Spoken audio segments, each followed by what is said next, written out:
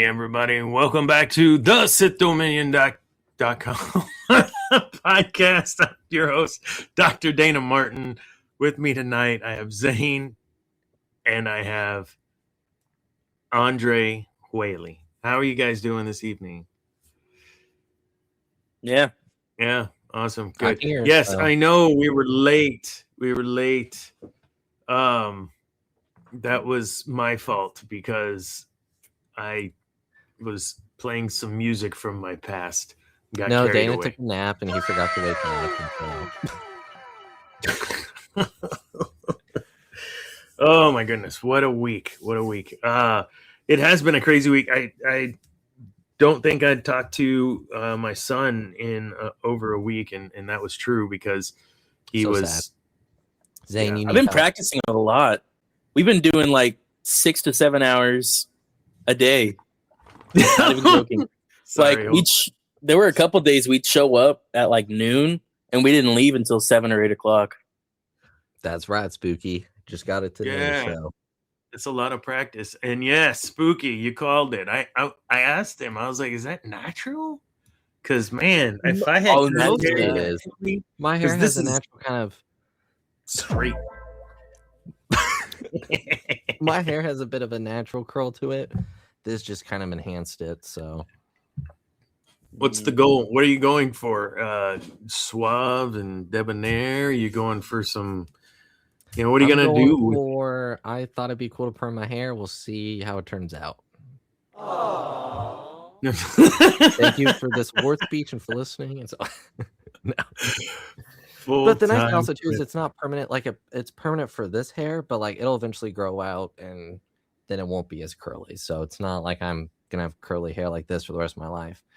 And this is the tightest it'll be for this curl because I just got it today. It'll loosen up a bit. So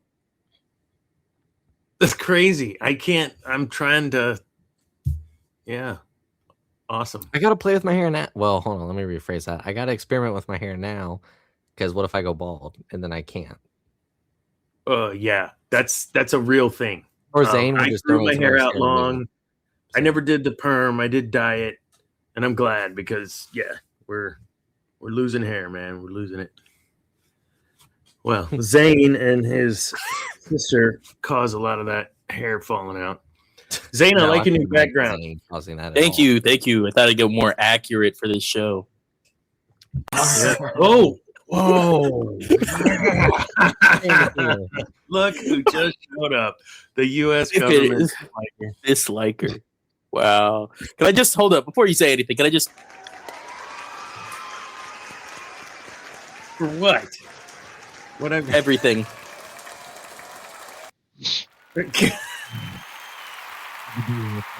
Hey, Spooky's trying to solicit your help. Hit me up.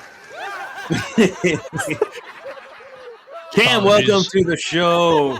Apologies for my tardiness. No worries. We were just going into detail. I haven't had a discussion about hair in a long time, and I wasn't going to say anything. I was just going to let someone else call it out. And yeah, Andrew's sporting the do, man. I'm digging it. It's not. What was the dude from Saved by the Bell? It's not to that level, right? You're not gonna have like that. Oh, I'm not gonna be. Hair.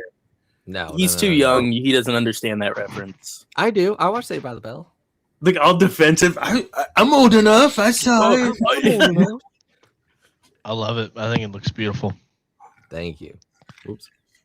Heck yeah, dude. Maybe for Halloween. Oh, gosh. Hell yeah. No, I just thought it'd be fun to do, and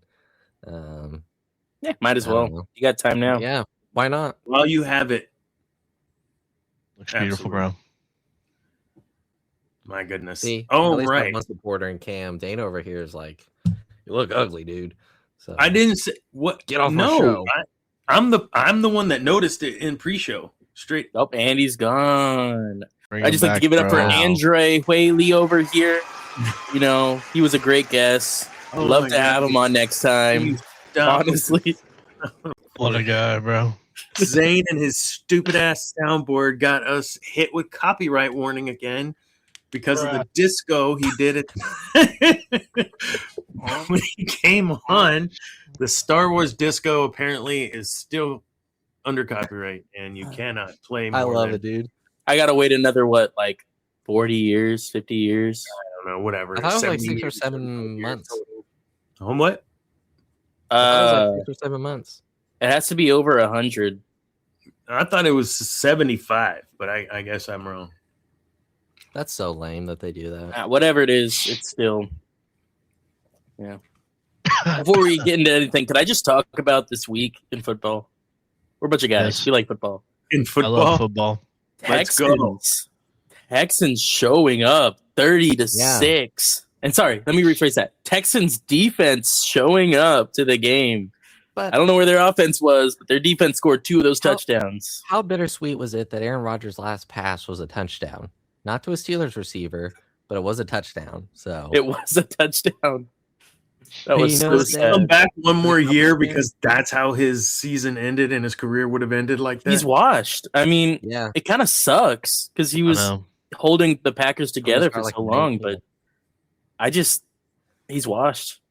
I love He's me not some like Aaron Brady. He Rodgers, can't just man. come out of retirement and just win Yeah. a Super Bowl or at least How make it to the about- Super Bowl. How about the Packers and Eagles losing, Zane? That made my day. That made I my Dude, day. agree. makes me so happy.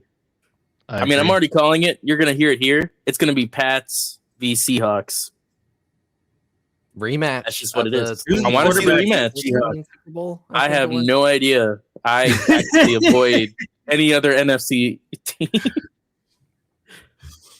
I Except don't for know, man. If the Rams can somehow I mean, I pull want him. up, pull love up to Stafford. Seattle and hang in there, I think they might have a chance. But I think the Rams have quite possibly the worst special teams group in the NFL. Like, Oh, 100%. Yeah. like it is so bad. I think that's the only downside to their team. I mean, isn't Aubrey under contract? Just quick sign him up for these last couple of games. That's all you I need. know. That's all you I need. know. Do a little Quick loan. 70-yarder. Let Bro get a ring, or the guy Yeah. on the Jaguars. Man, that dude's got a freaking Dude. Yeah, cannon. get Cam Little. Yeah. I mean, MVP kicker this year is always between them. I think the Pats are going, but I wouldn't put it past Josh Allen. What about Just the Broncos?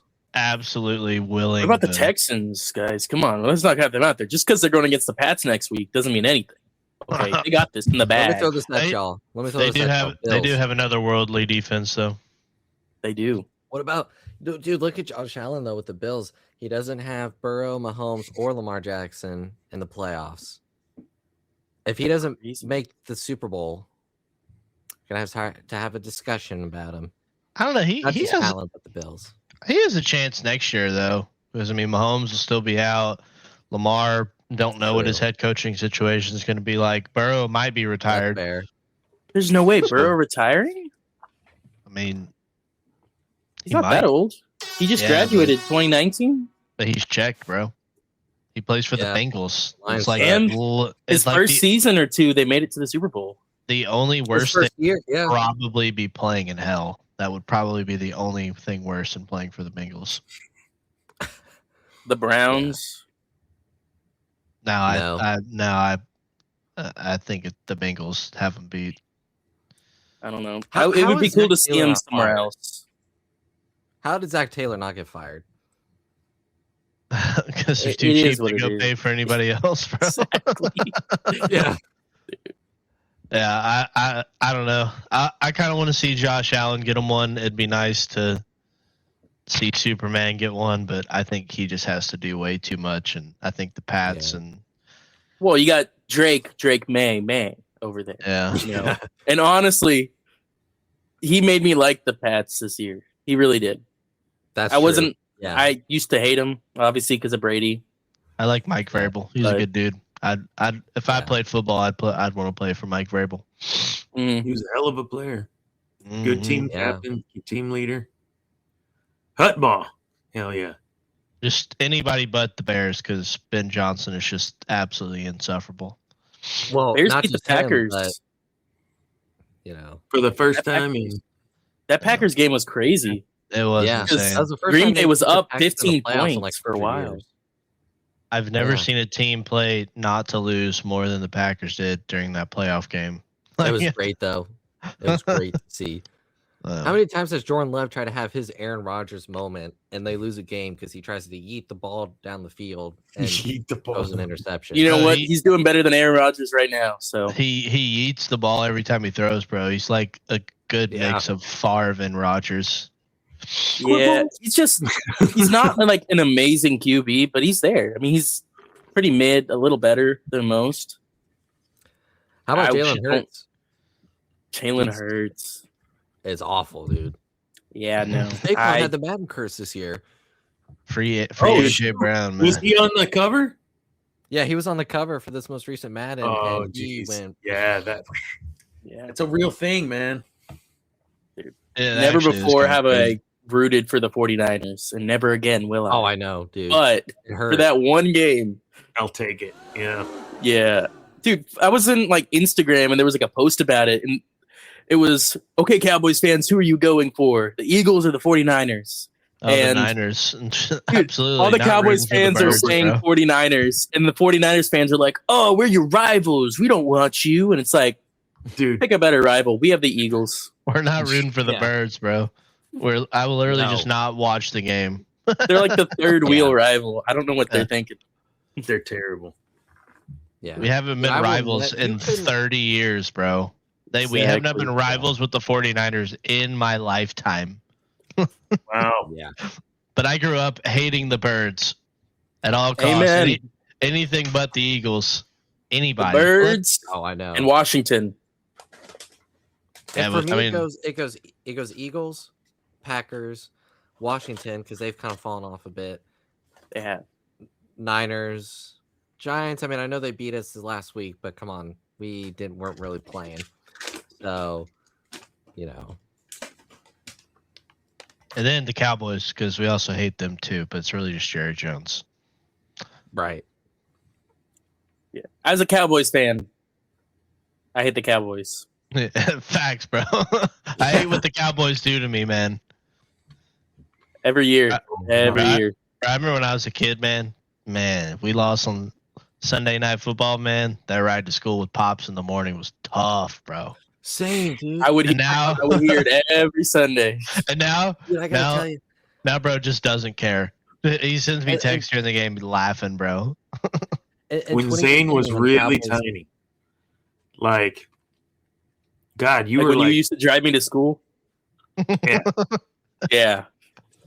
But there was a football game on that I had interest in. The kids would go upstairs into their rooms or the playroom because I might get a little loud at nobody but the television. Just and a little bit. There may be obscenities coming out of my face. I didn't even know the obscenities. I mean, I could hear it through the walls, all the way upstairs, all the way down the hall into my room. Like, I'm pretty sure I'd be in my little closet area and I'd still hear it. I get it now. Totally get it. Dude, I gotta tell first you. drive with Romo. A&M played Florida, the very first game that they were in the SEC in 2012. And they're marching down the field, just running all over Florida, and I'm screaming and hollering. In the touchdown, Ben Molina takes the handoff from Johnny and lowers his head and runs over two guys to get into the end zone. I'm screaming, yeah, mother, love that shit, mother. Like, I'm losing my shit. Nobody else in the house, in this room, in the living area but me. I get a little worked up about football. So, and it's not uncommon for me to stand the entire second half of a game. Really interested.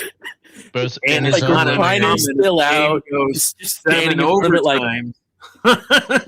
I remember that game. I remember that. That was a crazy game. I was horrible. I don't even care that I was rooting for LSU. I don't even care because it was such a good game. In his living room, standing full stance, bro. I care that you were rooting for LSU. So Yikes, bro, got Dude. booted, man. Wow, someone cared so much about a game that they won. Dude, I gotta tell you, one of see. the worst Cowboy games I've experienced was the Stan. Des and Catch It. Oh, dude. Because all my teachers at school at the time, they were from Wisconsin, so they were all Packers fans. And I told them that Friday, I said, we're gonna beat you. So that Monday was not fun.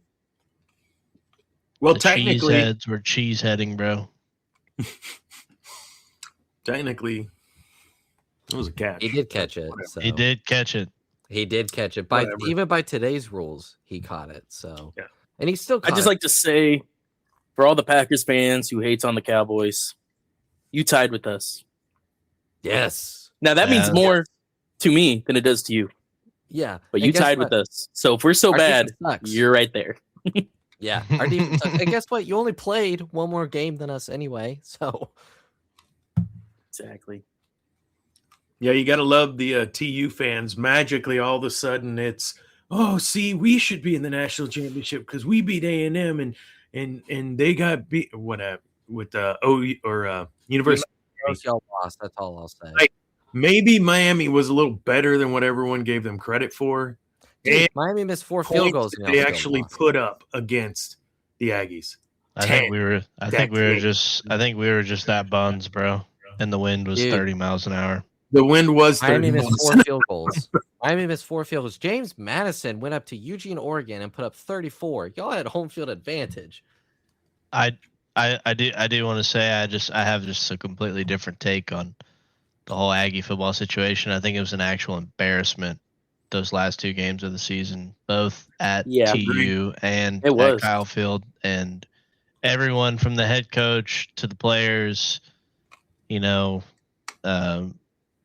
Marcel renting out sections at Northgate the night before, first ever home playoff game for A&M. I mean, it's an absolute embarrassment, absolute clown show, and like the most disappointing 11-2 season ever. I mean, would we have rather have been 9-4?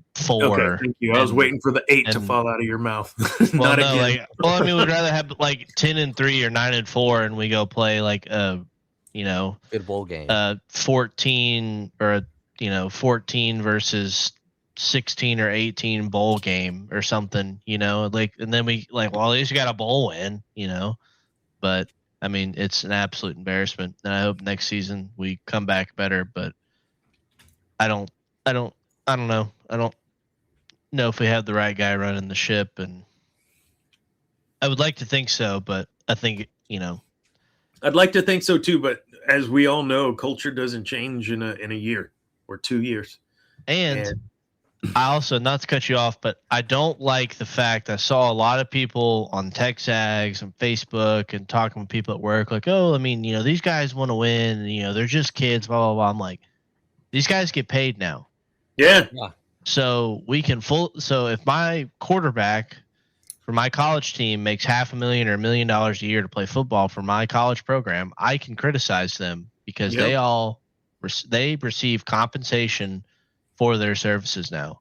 So you don't get to have your cake and eat it too. You don't get to cry like, well, man, I'm just a 19-year-old. I'm like, well, you're a 19-year-old and you're driving and parking in a West Campus garage and you're driving a $120,000 sports car. And Marcel Reed even got an extension.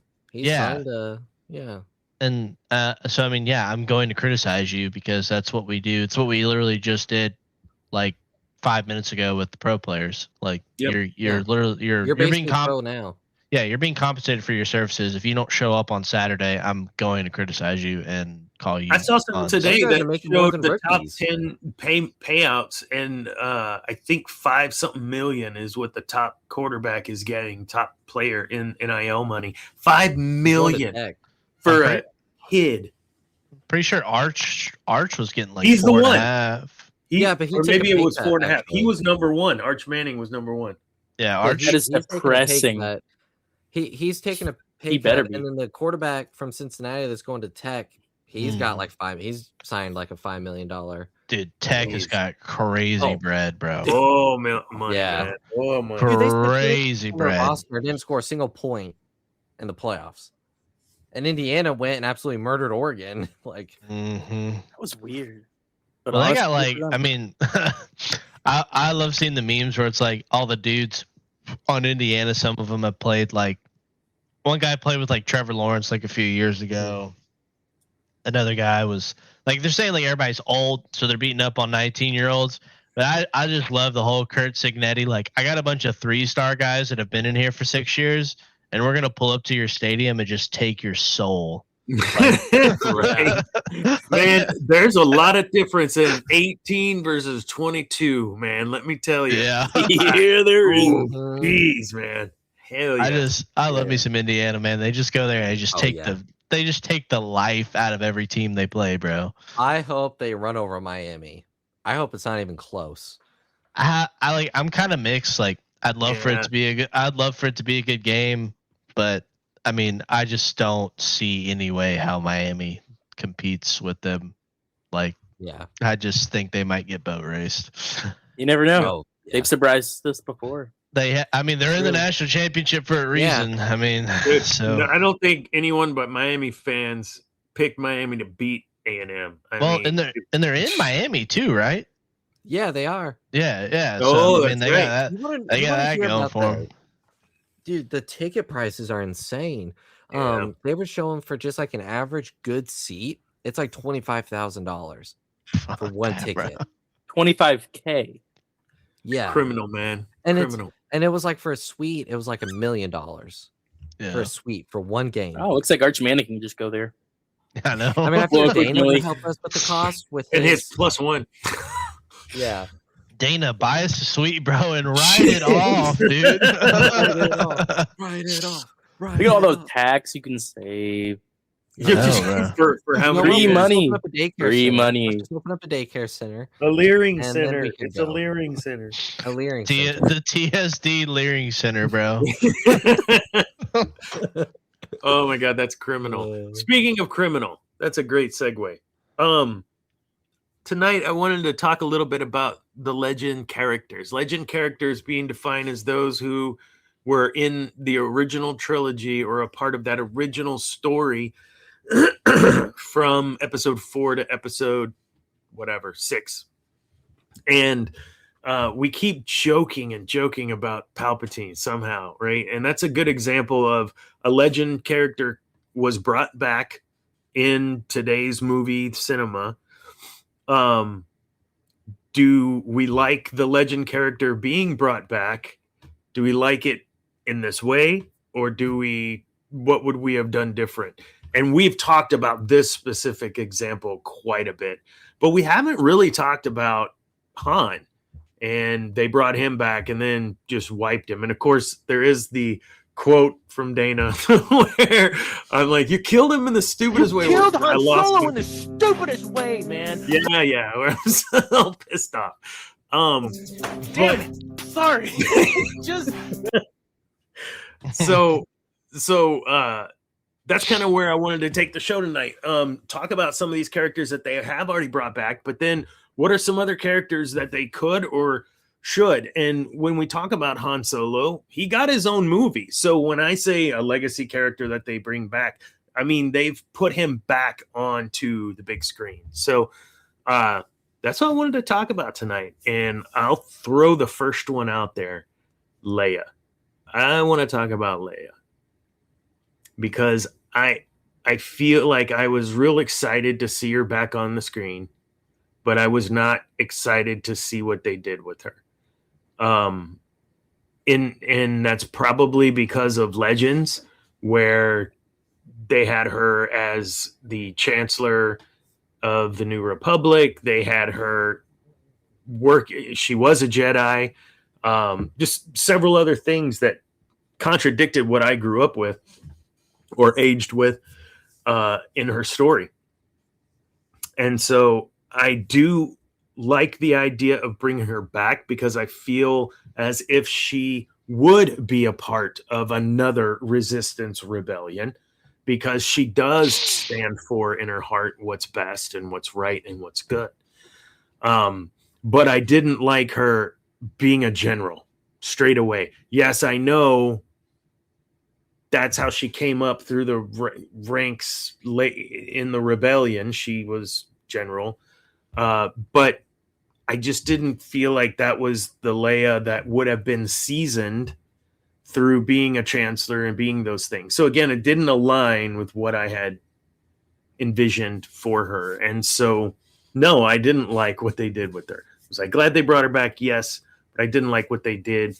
I would have made her a little softer just because of how she would have experienced these other things. But I guess the divorce and whatever with Han or whatever that was may have hardened. I don't know. We didn't get a lot of that backstory. So Leia's our first example. Did you like her? Did you want to see her in something else? And how did you like what they did? Would you have done it different? So I'm going to ring out some points here. Be the devil's advocate, some would say. Ooh. Maybe some stuff y'all could build off of or build against. I'm not going to answer any of those questions, or maybe I will, because I have this already in my head. Leia. So all we know about Leia, well, we know a little bit, but everything we know is post the New Republic, right? We know barely anything. We might have heard one or two things in Ahsoka whenever it touches on it, but we really don't see her career inside of that New Republic area. And so I think it's kind of bad to discount that experience, you know? Mm-hmm. I think there's still so much to be told of that story that could change your mind. But moving on to the sequels, I think that fit her in a weird way. Because, yes, she was this and this back then in Legends, but this is another view that I see as totally plausible. It feels like something that her mom would have done. You know, she was still a general like she was in the original Rebel Alliance. She was still very political in that region, still focused on all this stuff. I just think with all that she had going on as a character, I think it was still as faithful as they could be. They still showed her becoming a Jedi in, is that Rise of Skywalker? Yeah, because they had to find her lightsaber. And again, that story is still open. There's still so much to be told there. We still don't know anything about her and Han's relationship pre and post Ben Solo. So as a character, I don't think they did her a lot of justice to kind of give her the same feeling as you got from her in Legends, but I still think they did a really good job, except for that one scene where she's Mary Poppins.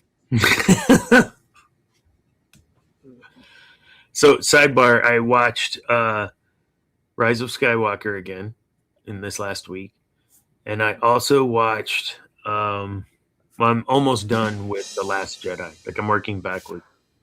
And I just got done with the Poppins scene. And I think that's probably why I started with Leia today. It just drove me nuts, man. All right. Who else got something for Leia? You like her? How you, bro? Nice. I mean, what were the questions again? Because I forgot after Zane talked. I mean, did you want to see her again?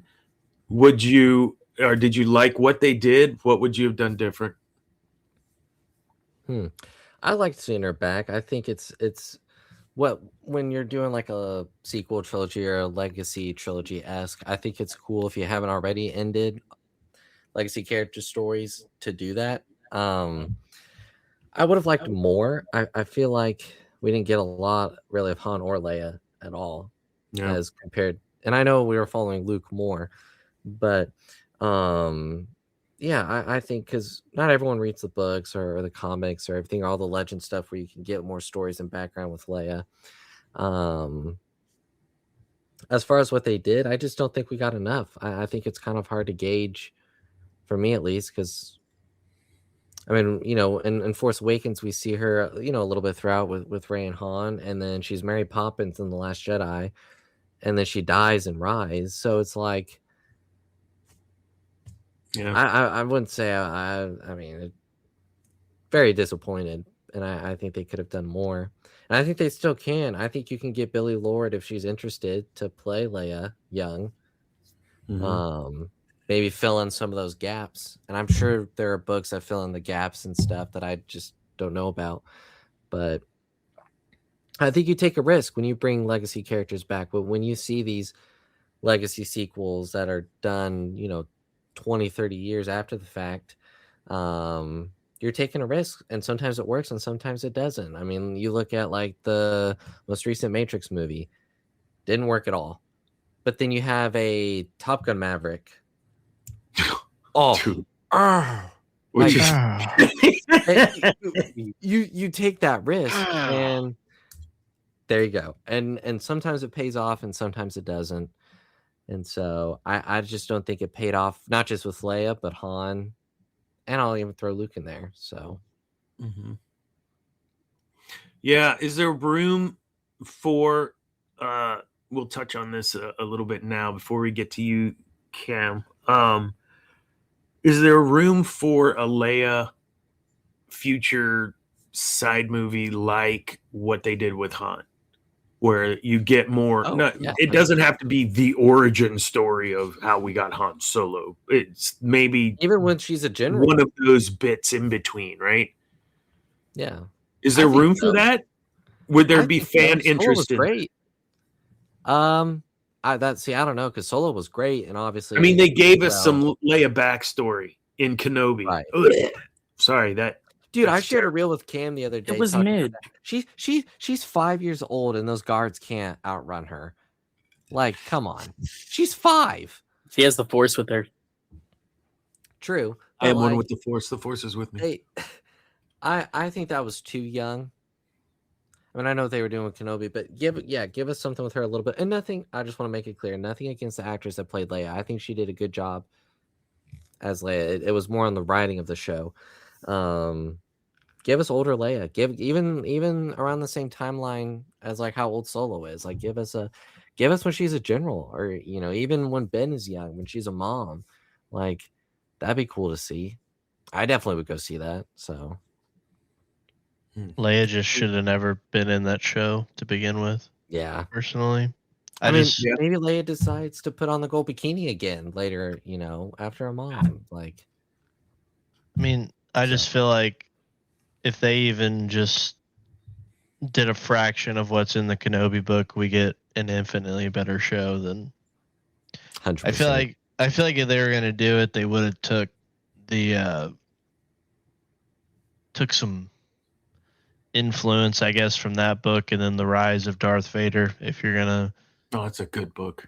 You can take bits and pieces from that and kind of give you a good show. Because I always found it really shocking with, not to get off subject, but I always found it real shocking with how much they beat legacy characters down nowadays. And I feel like you almost could have done that with Kenobi, but it's cool because you get to see how he comes out of it.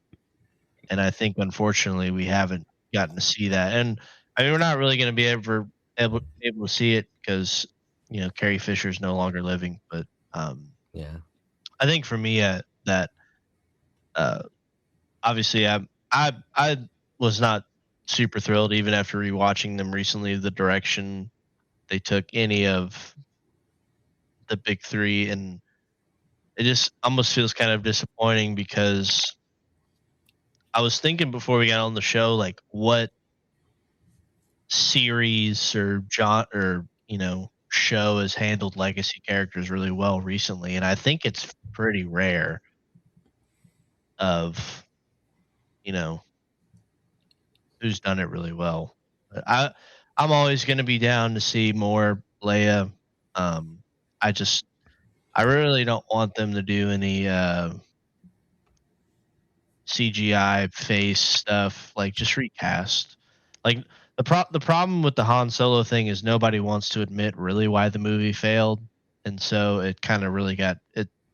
The movie and actors and characters in the movie really are just getting punched in the teeth for no reason, and it's Disney's entire fault. Because I mean, it's after The Last Jedi. And then you put it between Deadpool and then Endgame? Endgame, or was it there was an Infinity War? It would have been Infinity War. It was 2018. Yeah, and I mean, the fan base is fractured after The Last Jedi, regardless of what anybody wants to admit, or maybe not fractured yet, but very, very bad taste in their mouth. And then, I still think Solo's a fun time. Is it the best movie? No, yeah. I know it. I know it had, production hell, when you have multiple people being on it, but so did Rogue One, and Rogue One was the best Disney Star Wars project, nice. outside of Andor season 2. But Deception. But no, I mean, there's redemption for any of these legacy characters, and there's redemption.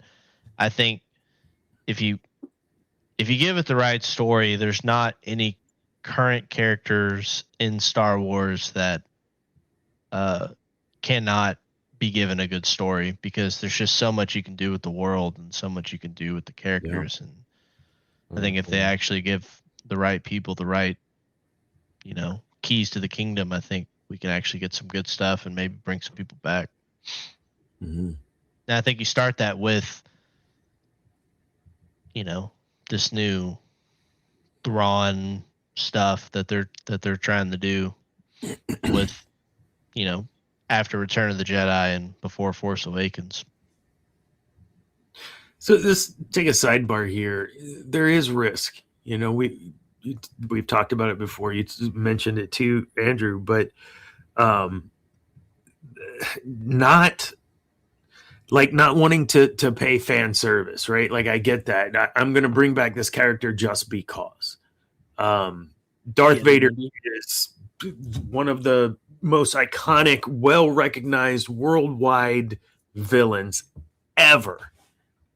That's so, yeah, you can bring him back, but how do you bring him back? I thought that was okay. He went and Kylo went and got the mask, and that's kind of how you brought him into the lore of the new movies, right? I'm okay with that.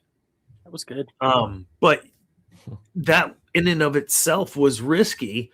That especially someone like me who has a car that has Vader on his license plate, that was risky for the fan base. And does it become more risk reward and people making decisions based on risk instead of storytelling?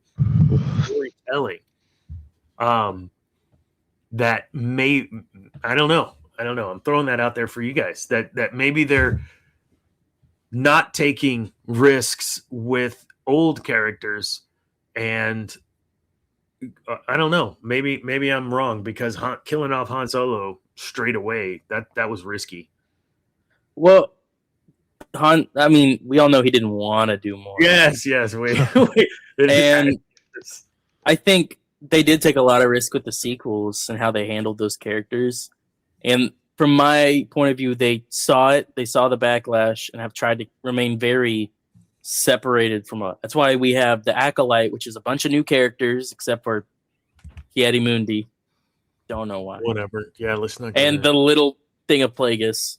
That's why we have Skeleton Crew. Yaddle at the end. I do like Yaddle. Was that Yaddle or Yoda? That was Yoda. He's a rage man. I know. It's just a joke. Oh, are you messing with me? Okay. I mean, if you want to talk about Yaddle, Yaddle was amazing in Tales of the Jedi. Yeah. I didn't want to see that soundboard. Anyway. Oh my gosh.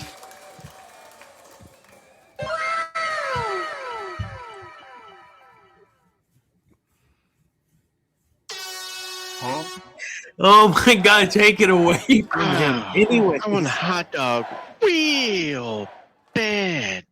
Okay. Anyways, you were saying.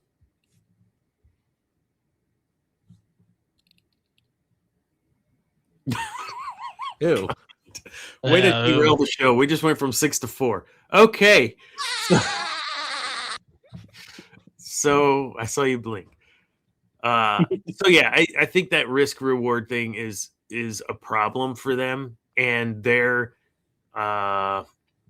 direction or directive perhaps was, we will just kill them off, get rid of them and move on to new characters. And we've seen that, and that's fine. I think we've talked about that on the show. This is fine. Do that.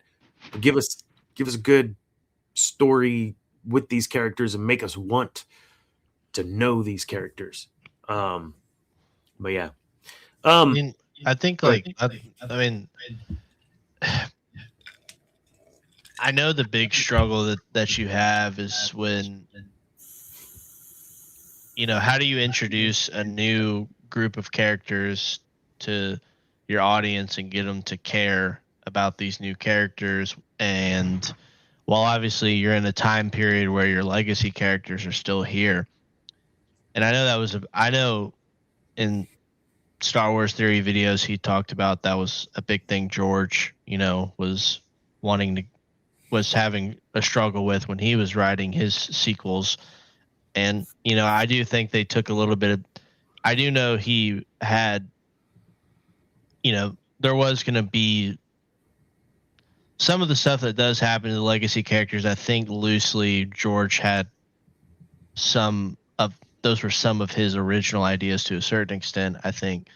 But I think it's just I think the biggest problem that you have is when, you know, if you take all the expanded stuff out of it and you just take the 3 movies that we had and there's nothing in between those, no expanded material, no legends, no nothing. The characters that you get from Return of the Jedi to The Force Awakens and The Last Jedi, because Luke's really not in The Force Awakens, they're completely different characters. It's like you've almost reset them back to zero, and there's nothing getting us to that point. So yeah, then it's like, well, now, you know, you have people like, you know, all of us who have ties to name X character, you know, and it's kind of disheartening because it's like, well, I mean, that's part of the reason I'm here.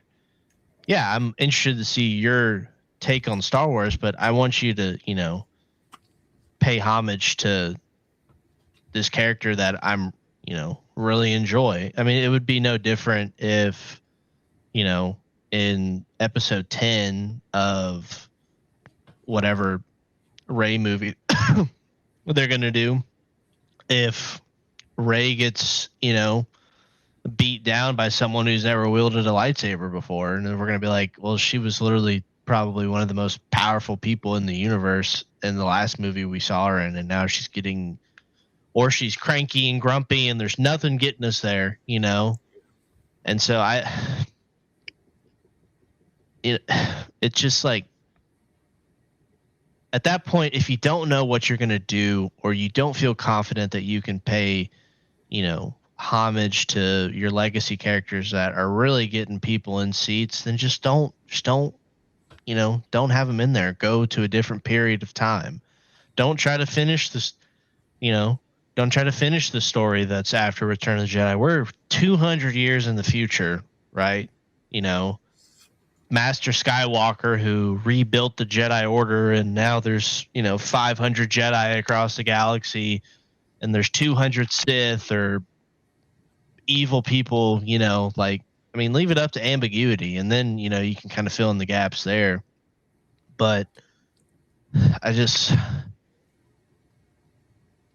there's a way to do it, and we've seen it done before, but I mean, you don't just get to like take these characters that there's a whole trilogy of their growth, and then you reset them back at square one, essentially. And they just, because they just feel like they don't feel like the same people. Any of them. The only time Han feels like Han is in episode 9 when he's talking to Ben on the ship. Yeah. You know? Like that's the Han we should have seen. Luke in episode 9 feels like, you know, I mean, they truthfully, shockingly, the only time they feel, to me, any resemblance of the people that they were in Return of the Jedi is in episode 9. To me. Yeah. What about the sacred Jedi texts? Well, yeah, I do think there's some. I do think there's tidbits of the Yoda stuff with Luke and Last Jedi that does to me kind of. I do like that scene. As someone who's not the biggest fan of the movie as a whole, I do enjoy that scene. So, and I think it's definitely a big risk bringing characters back like that. And I agree with what you said, Cam. If you're not confident in your story, don't bring it back. I mean, that's why I gave some of the examples of the other legacy examples, like The Matrix. Warner Brothers was like, "You're going to make a movie. We don't care about the script or whatever," and it showed. But then Top Gun Maverick, Tom Cruise was like, "No, I want to do this. We're gonna do it right." Even the first Ghostbusters legacy sequel, Afterlife, dude, that movie's great. They did a great job of bringing the characters back while introducing new characters and letting them then take over the story. That's what you got to do. By the end of the story, whether it's the first movie, second movie with the legacy characters, have them handed off to the new characters. But when you just kill them all off before maybe being able to fully hand it off to the new characters, I think it kind of leaves a bad taste in your mouth. And I think they tried to do that, but with all the stuff that went on, it doesn't fully show. Leia kind of did it with Rey a bit, but Han did it with Rey a little bit too. You know, Yeah. offering her a job, you know, and bringing her on Right. board, and very Yeah. Han thing to do at the end of that's I who just we don't kind think the of knew Han execution to was become. necessarily the best. You know, So Yeah. you get that opportunity to see transition or handing of the baton, so to Yeah. speak, right? We didn't see that in much at all. Yeah. And so and to your point then, to the both of you, if you're going to set this thing so close to what we know as the time period for these characters, and that we know them so well, even just taking canon 3 movies, then you need to have some sort of why and transitioning into the story, and so we can care about these new characters and not forget but understand they're not a part of this new story going forward, or set that shit 150 200 years in the future and make it a bullet point. Master Skywalker did this. Awesome. We're good. We're happy as fans. We know that this was his end, or this was his big opus, and we move on to the new characters. I mean, can you imagine the money they would have made for Force Awakens? And they already made a shitload of money for Force Awakens. Can you imagine the money they would have made if there is Han, Leia, Luke, Chewie, I don't know, maybe even Lando. You don't even need Lando, but if you have Han, Leia, Luke, and Chewie on the Falcon, just one image of them on the Falcon. You just have that image on the movie poster. Yeah, you're packing it. You're selling it out every night. I mean, that movie would have been in theaters for 4 months because people would have been backed up to see it. You know, but when you can't even, when the creators can't even get that core moment right, how are we expecting them to get the rest of the moments right? Like, what if in The Force Awakens we get a 5 to 10 minute scene of, you know, oh shit, Han and Leia aren't together anymore. What happened? You know, we don't even get a flashback. We don't really know, you know, what's going on with Ben, you know, how he got to this point. You know, you don't even get to see Luke react to hearing that his best friend who was killed by his student, and the whole reason that Ben's even in this situation is because of Luke. We don't even get to see that moment, you know. And Rise, Leia does what she does to get Han to somehow project Han to talk to, I don't know, whatever it is, right? To Ben, you know. I mean, there's just so many moments where you kind of get to get the characters their due and get us, at least provide us with some examples to how we're at this point, instead of like, oh, it just happens off screen. Like the Stranger Things guys are telling us everything happens now. Yeah. You know? Right. I mean, dude, they had Chat GPT tabs open. Yeah, and I mean, like, instead of written the finale all the way through, instead of giving us the Finn and Rose storyline, what if, you know, Rey sees Luke multiple times before, and, you know, she gets Ben's side of the story, and then she gets Luke's side of the story. That's a perfect opportunity to give us another 5-10 minute, see through of not just Luke peering into his memories, but maybe you give us a scene of where Luke's training Ben with the other Jedi students, and we get to see him on Ossus, and we get to see the Academy. You're given that sort of fan servicey stuff, even though we know it fails. But then Luke's training Ben on something, and then he's seeing that dark side potential and all that stuff, and then he's like, I don't know if I really like that. And you're still giving us something, and then you're giving us not only the fan servicey moment of seeing some people's heroes realizing, holy crap, he did have an academy. It's not the Legends one, but who cares? Like, I get to see Luke, training younglings and all that. But then it's like we're getting the Ben backstory too. But instead we're on some random planet watching Finn and Rose do something dumb, and it's just like, it's just for it to not matter in the next episode. Exactly. And all it is literally 5 to 10 minutes. Like, I think a movie that does it great, fan servicey wise, is No Way Home. Yeah. You get Tom Holland's, Spider-Man grieving on this, tower or whatever after what happens with Goblin and all that. And then both Toby and Andrew come down, and they're giving us tidbits of how they're at where they're at, like Andrew's Spider-Man talking about, how he dealt with after, Gwen's death. Yeah. But he's like, I stopped pulling my punches and I got rageful and all that stuff. And you're like, oh, wow. Like, but they're giving us something. Yeah. But they're not, but it's to build up the new guy, Yeah. And it makes sense with the story. It's not just over the top exposition, mm-hmm. and it's not unnecessary plot. Yeah. And it works so that if new people were watching, like if there was someone that never watched Tobey and Andrew Spider-Man, they can understand their characters. And then us, we just sit there and we go, oh man, you know what I mean? Like that's good. Yeah, because then you have this new generation who's getting to see their Spider-Man, and you're hitting all the different generations of people that are there, but you're still pushing this new one into the forefront. You're making it okay for Toby fans to like Tom Holland. Yeah. And you're making it okay for Andrew fans to like Tom Holland. When you pull in all of those different actors in that weird versy way, it works the way they did it. You're right, because they were transitioning and handing that baton right off.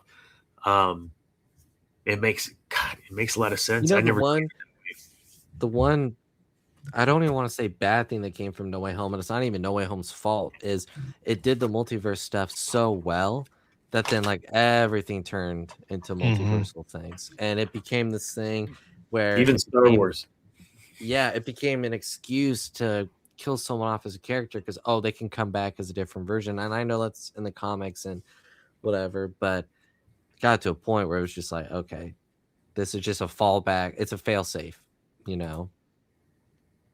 The title for Doctor Strange 2 made so much more sense. The Multiverse of Madness. Yes.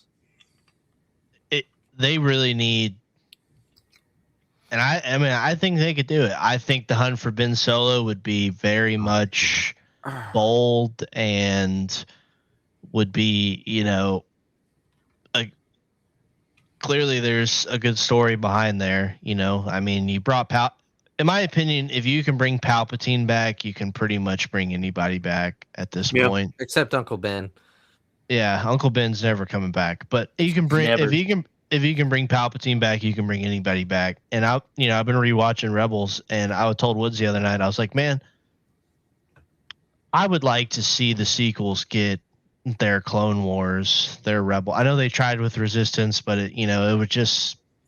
It's not really the same. But it was a kid show through and through. Yeah, It but didn't- Rebels and Clone Wars find their way, and it's some of the best Star Wars storytelling. And I think there would be nothing better for the sequels and their characters' legacy and future than to get their Clone Wars. And there's a way to do it, and they just need to go all in, try a season, figure it out. If you can, what do you have to lose? Why not? yeah, like on the off chance you get more people in the Star Wars. Your fans sat through the Acolyte. They could probably sit through a 15 episode Clone Wars season 7 animation of, I don't even know. I don't even know what you could do. Ray training Finn. Yeah, something. Give it to us. Like it's not going to cost you as much as the Acolyte, and it's a win. And okay, if it stinks after one season, like we just don't do it again. Like, I think that is a great transition because we've been on this exact topic for like 40 minutes. To move to one of the best adaptations, one of the best introductions into a legacy character. I think Thrawn wasn't a legacy character. He was not in the first 3 movies. You said, and I quote from anything before, from Legends, and Thrawn counts as Legends. You know what he did in the very first episode of season 3 Rebels? It's at the very end. This guy, he comes in. He's like, they're all talking about what's happening in this episode. It's at the very end. They're talking about how they think there might be one unified rebel group, not just small little pockets. And Thrawn enters just right at the very end, like, that's what I want them to think. I want them to think that we don't think that there's one group. And then he goes on to this long exposition about all what the rebels are doing here, and here, and how they all connect in this weird spider web. It's amazing. And even if you discount animated shows, you just want live action. Ahsoka, for what it's worth, Ahsoka introduced Thrawn in a really great way. In that episode, I don't remember which one it was, all it is, you see all of the stormtroopers, you see Commander Enoch or whatever, and then you just see walking with legions of stormtroopers, just this guy walking. And at the very end, it finally turns to his face, and it's this soft-spoken voice, so calculated. I think Thrawn was a character that they introduced really well. And even then, he was really good in Ahsoka. He was probably one of the best parts in the entire show. In Rebels, he was easily the best part, second best part of season 3 and 4. Best part being Kanan. Oh, hell yeah. I agree. But yeah, I think that was a really great way. They did a lot of justice to that character. I love the voice actor they got for him. You got both Mickelson brothers now in Star Wars. Yep. And even then, like, they have with the books. If you read books, if you don't, you don't. But if you read the books, he feels, so much more of a complete character. But the flaws are there. I know he's flawless, but the flaws are there in a good way. They did a really good job at him. I think he is the best example, in my opinion, of a character from Legends that moved into canon. It wasn't exactly the same, and it doesn't need to be. But what they did with him, they took the central idea of Thrawn, this very smart, strategic guy, soft-spoken, knows what he's talking about, and they just adapted it. still a different story, different people altogether, except for Rook or whatever his name is. That was cool that they brought him back. But yeah, that's what you need to do, you know. Did you like Thrawn, Cam? Yeah. No, I love it. I mean, I think it's very hard to, you know, never seeing him and just reading the Heir to the Empire trilogy or even the new books. You know, I think he is. I would agree with saying he's one of the probably the best transition from Legends to current canon character that we've had, and I still don't think they've used him even remotely enough. Yeah, I will say it does help that Timothy Zahn, well, one is continuing to write about him in canon, but I'm assuming I don't want to look this up. I'm just gonna headcanon it and say that he was like back there helping them out with Thrawn when writing the script and everything. consulting. Yeah, I'm pretty sure I read that somewhere too. Mm-hmm. I'd ask Andrew. I don't see. I don't know. He's gone. He's BRB'd. He BRB'd. Oh, yeah. Oh, camera's in the way. Let's talk about Solo real quick. He had his own movie, and I need to rewatch it. I rewatched it a couple of years ago for the point of TSD early on. I need to rewatch it again, because I've had a new. I mean, I'm still pissed about how they killed him off, but you killed Han Solo in the stupidest way, man. Yeah, that. So, I need to watch that again, but I do know that he was okay, received okay, but you can only do so much, and you're directed to do things a certain way, et cetera, et cetera. We talk that all the time. And there were moments that I liked Han Solo in the sequels. Do I think he was necessary? I mean, because you made it about Kylo Ren, it may have been necessary to have him. The way that you had him, I would have done it differently. I would have absolutely been. He would have never. He never would have been that separated from his son. I mean, he befriended Chewie and never left his side. The moment he hooked up with Leia, hooked up just even on the rescue mission, rarely were they seen apart. Same with Luke. This goes back to what Cam says all the time about Luke Skywalker. Never would have abandoned his friends. You never would have seen Han just out cruising again by himself. Even in the legend stuff, yes, him and Chewie would do whatever on their own, but come back. They weren't just cut off from the rest of the team. And to your point earlier, Cam, it feels like they just wanted to quickly let the past die, kill it all really fast, as quick as possible, change these characters and move along. And that does not help the character lore and legend grow or mythos grow. You just kill it, and it doesn't alienate your fan base, bro. It alienates your fan base. It does. I mean, like it, love it, or hate it. There's people that feel very strongly about characters, and that's okay. That's what fandom is. It's been that way for forever in anything, and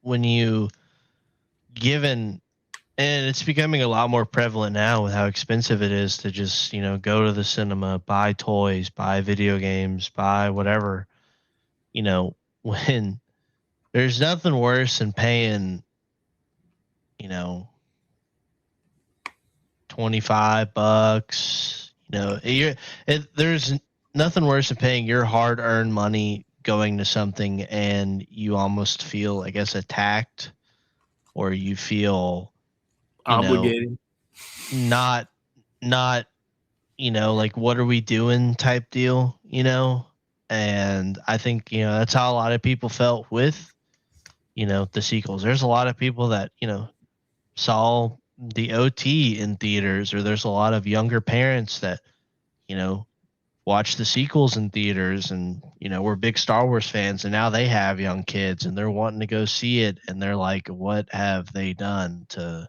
these characters? And it only got worse, Mm-hmm. and but you don't, it's very much become like, with Star Wars especially, like, let the past die.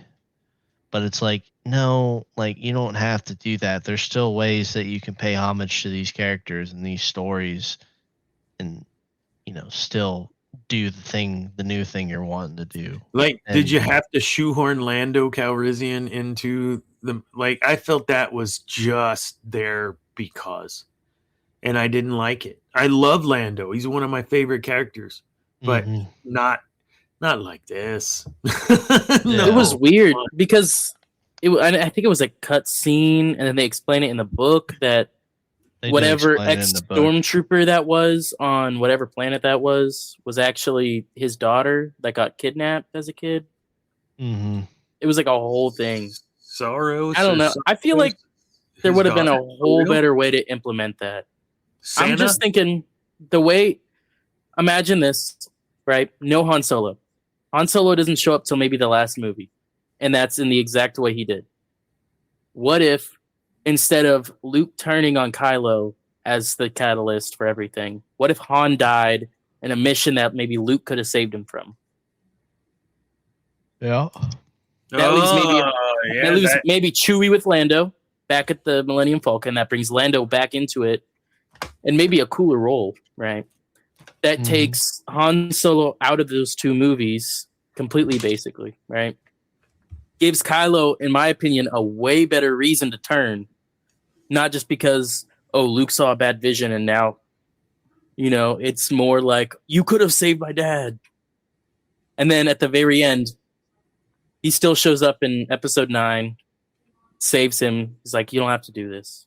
I think that would have been a way better thing. And then you could have Lando looking for his kid as another subplot. I don't know. Be interesting. The Lando kid stories, like, for all intents and purposes, that I've read that book, Shadow of the Sith. I mean, it's entertaining. Like, it has some cool moments in it. It's some cool stuff with Lando and Luke, why they're on that planet and why Lando's there, looking for his daughter or whatever. But Disney especially has they've decided they're going to go one-on-one with their fans, and a lot of it being families, with their certain creative decision making, and but I think they're eventually the pockets will shift, and they'll learn that you don't want to pick your battles with the consumers, and let's just start keeping the main thing, and you clearly very much get rewarded when you put out good content, so let's just keep doing that. Look, Woods and I went to the movie twice this weekend, man. It is so freaking expensive, dude. I mean, what are we doing? 2 white monsters at the Cinemark for a 10 a.m. movie was $13. Goodness. That is the most I've ever paid for a white monster. Ever. $13. That wasn't including the $26 that I paid for tickets to go watch Avatar in the XD thing. Totally worth it. Yeah. It would have been cheaper over at Premiere, bro. Yeah, but I might have got stabbed walking in the parking lot. But, I mean, like $40. That's insane, dude. For I know. a 10 a.m. movie. It wasn't even like a 6 p.m. because, Avatar's over 3 hours. And so I'm like, well, we're going to go in the morning and see it. Do they let you pause it to piss? Because That's long, dude. Brother, I was fighting for, especially because I drank a Monster during it, fighting for my life. That last 30 minutes of the movie, like literally right as the screen went dark, I was, what's the test?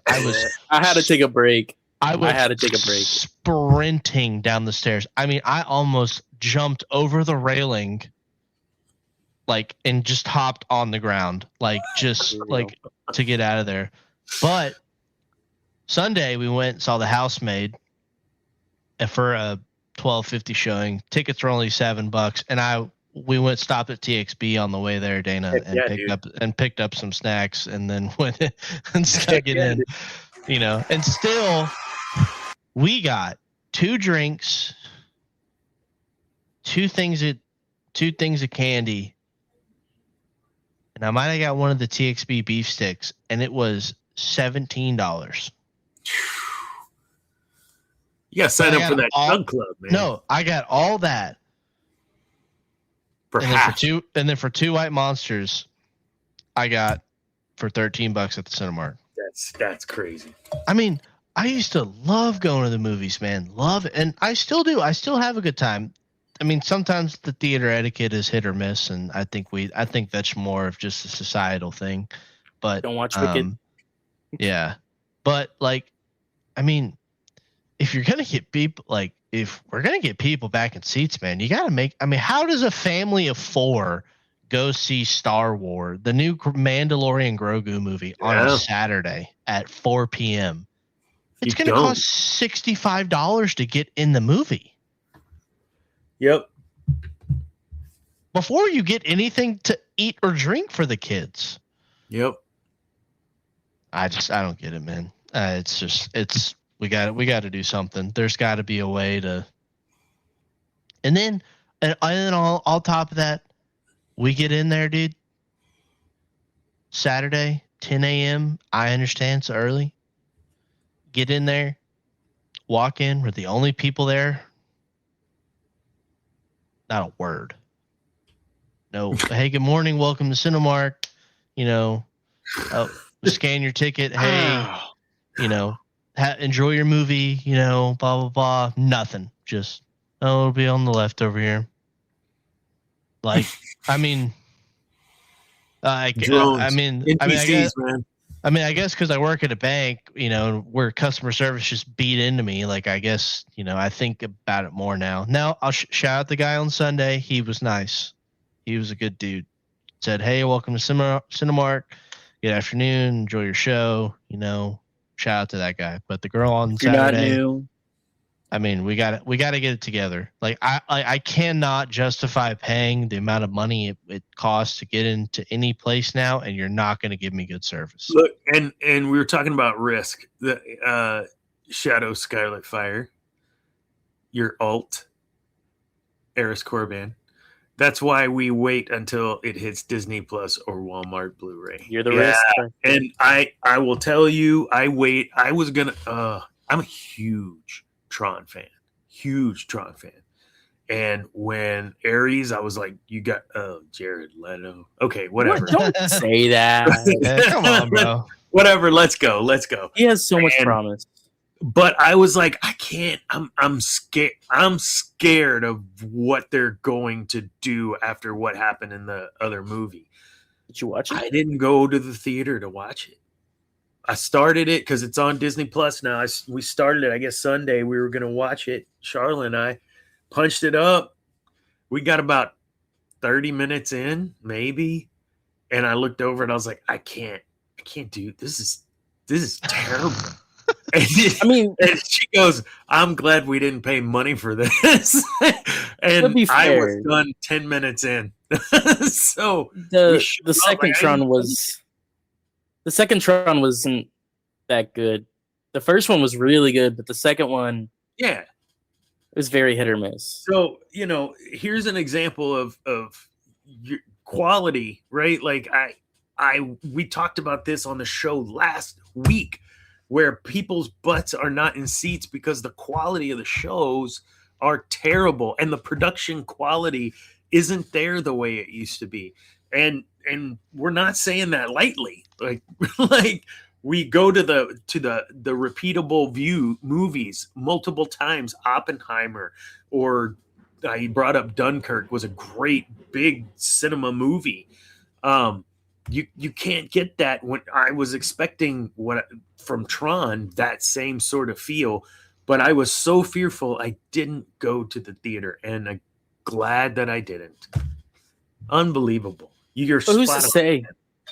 Maybe it would have been better in the theater, being just fully immersed. I just said the story sucked. Yeah, but I mean, tell me you've watched an Avatar movie outside of the theater.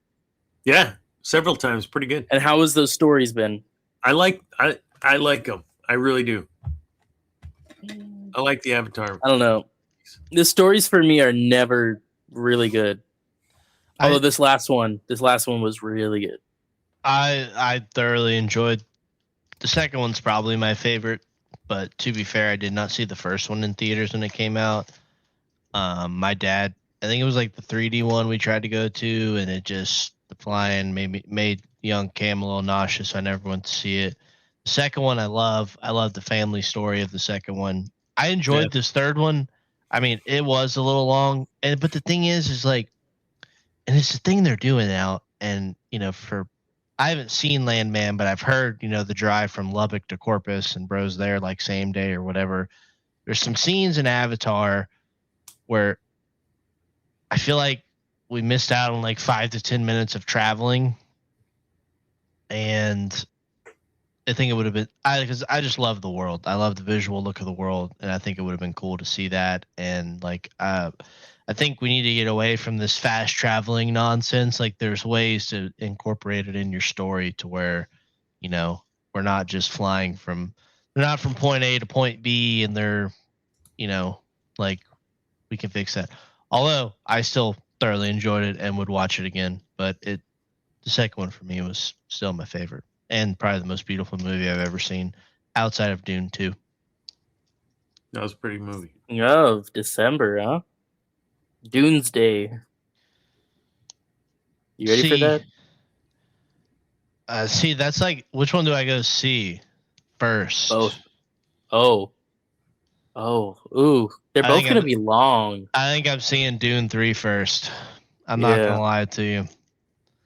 I think I'm seeing Dune 3. I don't know. What's the other one? You said Dune 3 or Avengers Doomsday.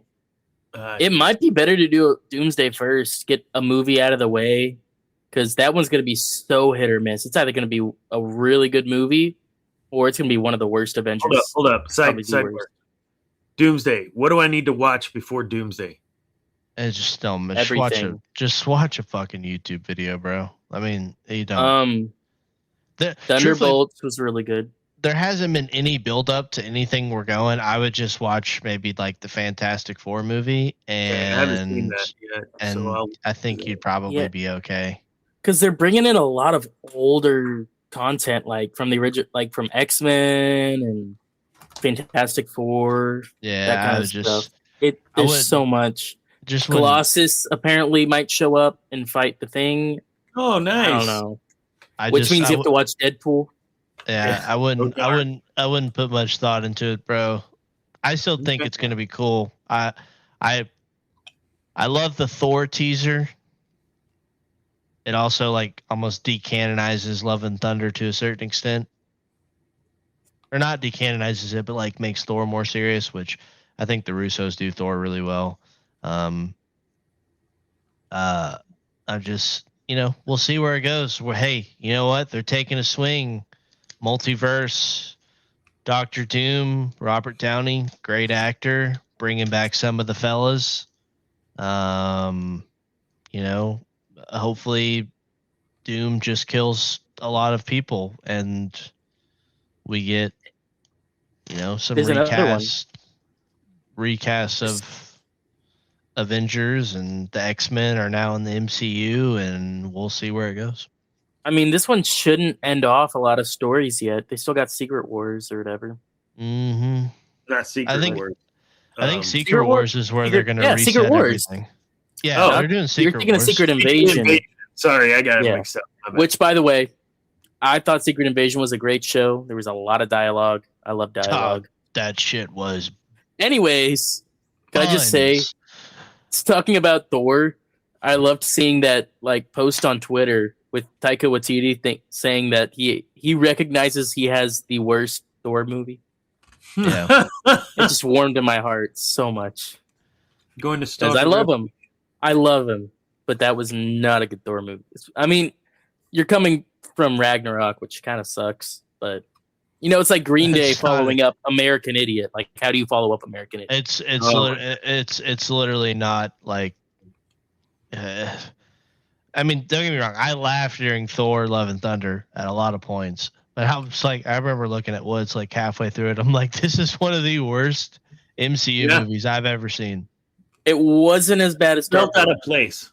It was not as bad as Thor 2, but it was pretty close. Thor has had some of the best movies and some of the worst movies in the MCU.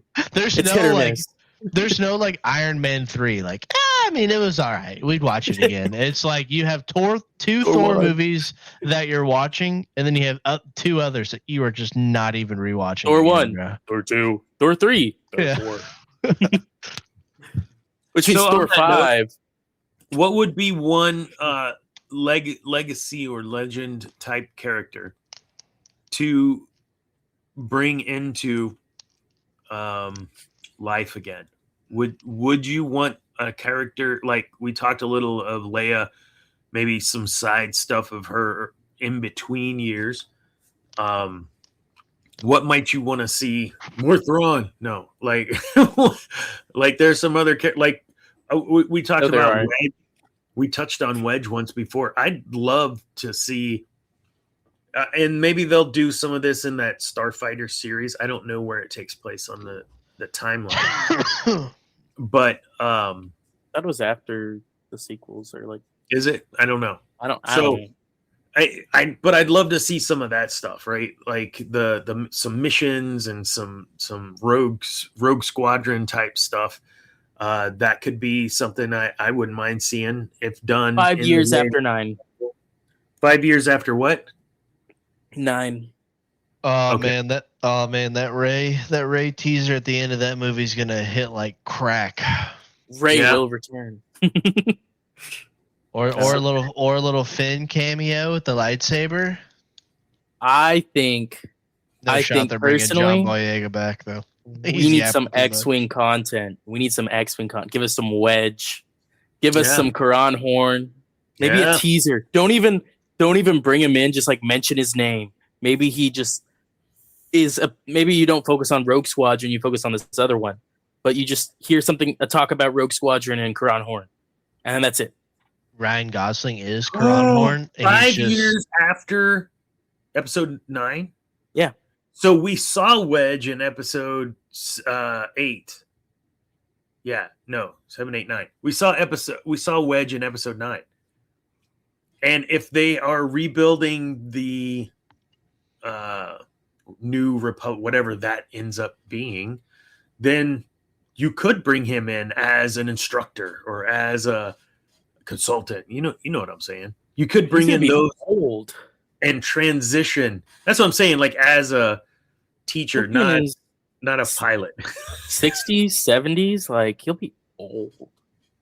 And you got to keep that alive. That whole Ewan McGregor and I forget that guy's name. Uncle and nephew. Oh yeah. Yeah. Just bring Ewan McGregor back. One more time till he's 80.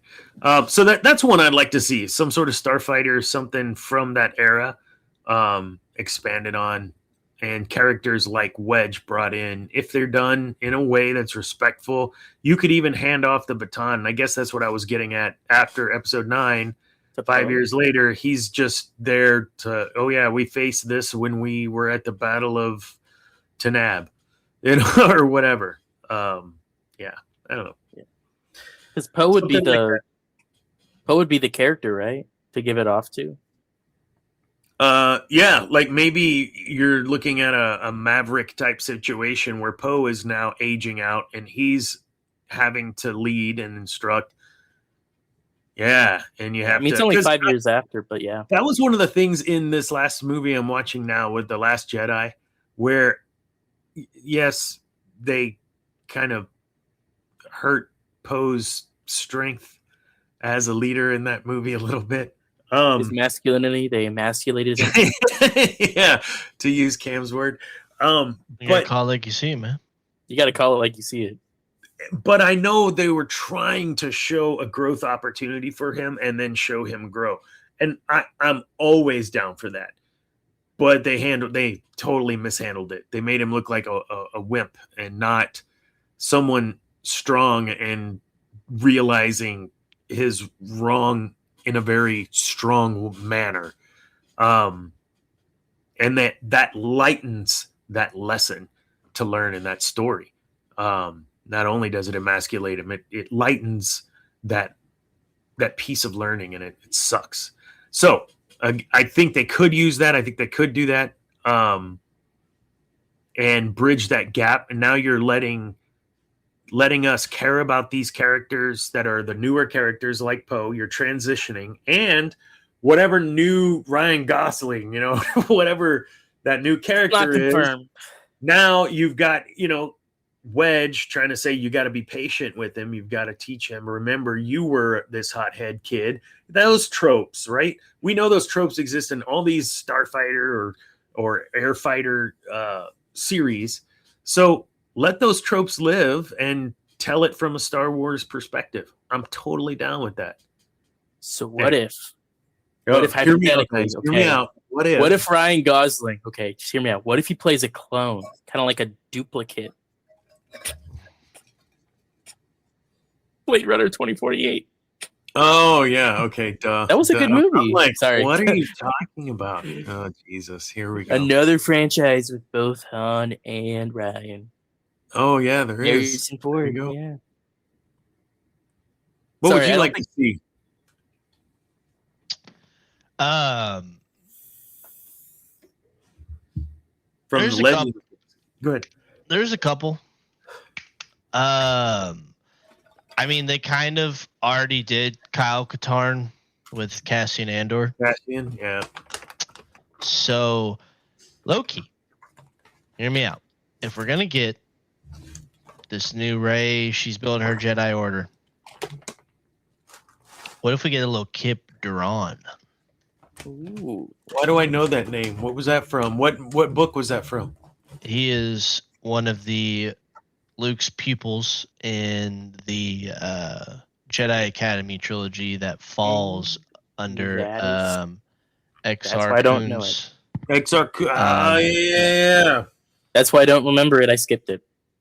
Oh my goodness! It was a rough read. iJedi does that story so much better. Yeah. Well, but iJedi kind of touches on. I mean, that's half the book, but it doesn't give you all of them. It really just talks about Quran Horn. But it is so good. It's such a good book. Honestly, if you don't like reading but you want to read Legends, just skip the trilogy. You get enough of it in iJedi. Just don't waste your time, bro. Don't. I've come to the point where I did not enjoy that series so much that I just don't read any of that author's like Legends stuff. Who was it? Like it was Kevin J. Anderson. Yeah, Kevin Anderson. Yeah, I don't like some of his stuff. I don't like his I writing. think he did Dark Crystal too. I didn't read that one. To get through. Yeah. But although after iJedi, like the must reads are Timothy Zahn with the Thrawn duology, so just skip the trilogy. I have Timothy Zahn's autograph saying. I'm reading the Han Corellian trilogy. I've heard that's good. I heard it was really good. Yeah, I'm doing that one, and then I'm getting to the Thrawn stuff, and then I'll start NJO. Dude, once you get into Thrawn, I need the old one. The what? Han trilogy, you said? It's the Corellian trilogy. The Corellian trilogy. Legends. Yeah, it's old Legends. It's I think if I remember when I was on Reddit, I was talking to people about it, it was like there's a weapon that's touched on in the Vong War that comes from Corellia or something like that, and that's why this trilogy is necessary. I'm actually kind of enjoying it. I'm like a quarter of the way through the first book, and I've liked pretty much a lot of it. I mean, the kids are a little older, so it's cool. The Hunt Gambit, Paradise Snare, and the other. I haven't read all 3 of them, but I have read Hunt Gambit. AC Crispin. Yeah. So I'm pretty excited. I mean, I'm kind of itching to get to NJO, and I don't just want to like hop in and like not really know what some of these characters are. I'm not reading the young adult novels with Jason and Jaina. I'm gonna be YouTubing that, so because I know there's some characters in there that I'm just you can't find them anywhere. You go try to find them on eBay, people are selling them for like a firstborn child. I'm like, yeah, I don't really care to have it that much. I guess it's because no one really cared for that series, so it wasn't printed as much. Yeah, it was because it's like true young adult novel type stuff. I'm out. So, nope. Yeah, and then he did this, and then he did that, and then with this he did that. Yeah, and then he put it in a big hat. Oh, I think. So what do you think of that? I think it's so, and I think after the Corellian, it's the 2 Thrawn books, and then it's yes, the duology. What's oh God, what is the name of that book? It's the one where Luke and Mara get married. Oh my God, what is the name? I literally have it in the closet or in the other room. Oh, it is Star Wars Union. No, it's not that. That's a comic book series. It happens in Survivor's Quest. Yes. Yes. Yeah. So the Black Fleet Crisis, not super fun, and it's not canon either because it doesn't even make any sense with the prequels. So, yeah. What about the first one?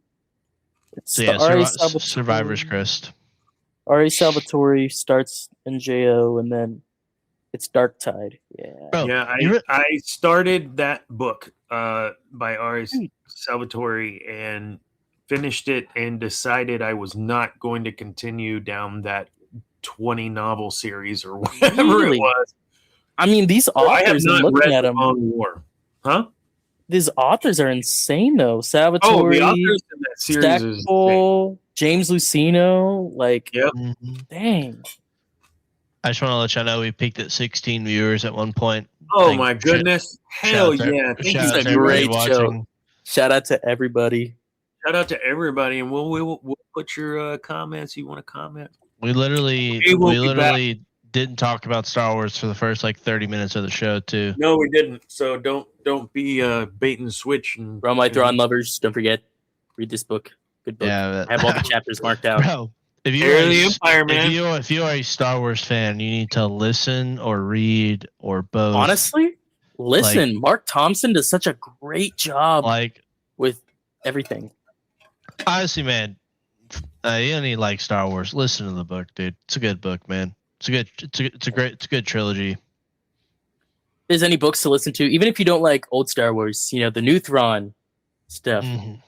Mark Thompson is such an amazing narrator, and I haven't read that many other Star Wars books on Audible, but the ones that he does, there's sound effects, there's music, there's just ambient noise.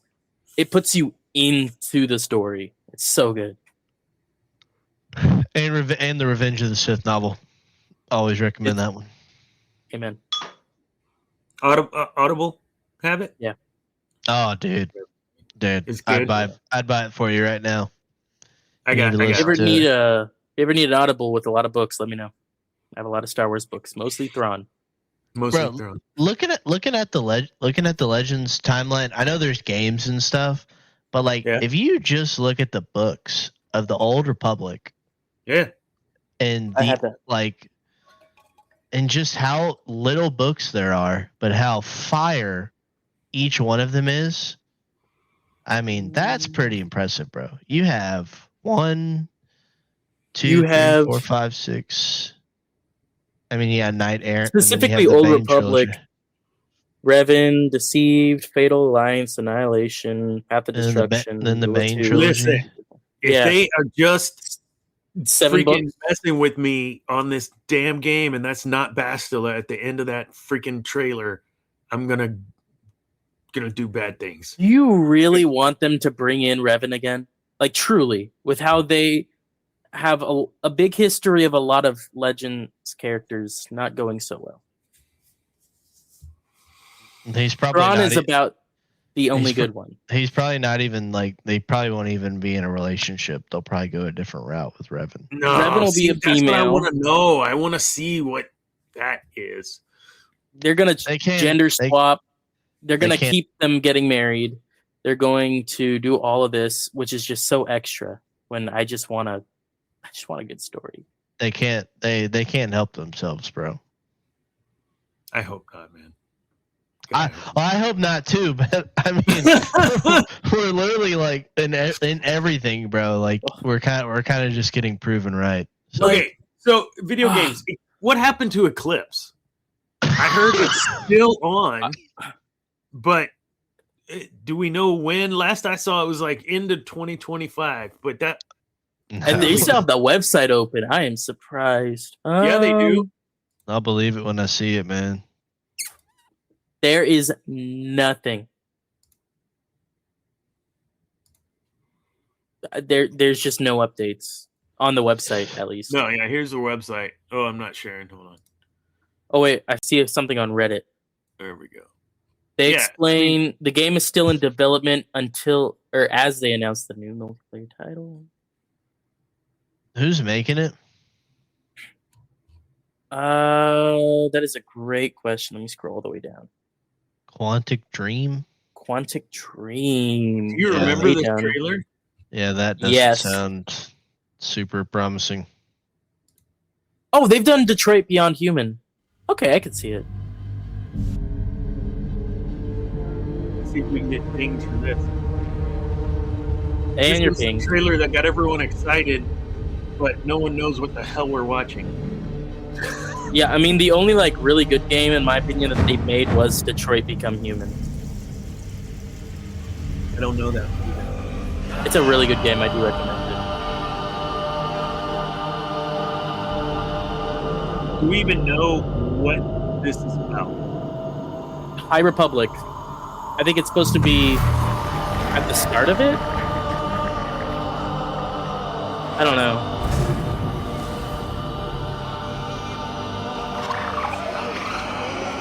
I mean, this was like 4 years ago. Yeah, people believe they made the trailer to just drum up developer. What is it? Developer talent. Yeah. Is that Yaddle? Yaddle? 3PO. Oh, it's C-3PO. Is that Luke Skywalker? Oh, it's Quinlan Voss. Oh, like, that this means is we so get sick. a massage if we get Quinlan. The Trade Federation.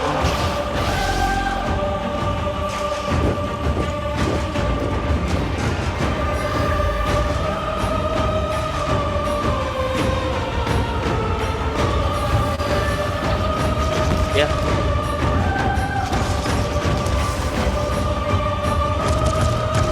So they spent all their money on this trailer and have done nothing for development. That's probably To be fair, it is a damn good trailer. what does it mean? It's That Golden reminds me War. of the-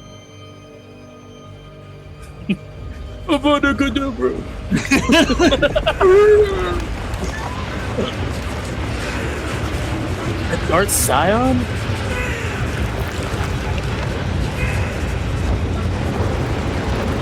I know that bald head anywhere. Yeah, that dude was in Doom. He's hungry. That's the Baron. It's the Baron of Doom, bro. Wow, I cannot wait for this massive MMO that they're coming out with for this game, because that's totally what it's going to be. There's zero shot that's going to be any RPG, bro. Are you serious? You think so? You think it's totally going to be? Yeah, just MMO? totally, bro. And not saying that it can't be good, but I mean that's totally what's happening, bro. The fact that Star Wars: The Old Republic can still make more stuff on Legends content. Give me another MMORPG. I'm here for it. Come on. Give me a canon one. I'm here for it. Please. God. I mean, Eclipse is old news, but come on, man. It just looks so cool. It was such a cool trailer. Do it. Yeah, too bad you used all your... It's going to be like Dash Rendar. We're going to be waiting for it, just like GTA 6.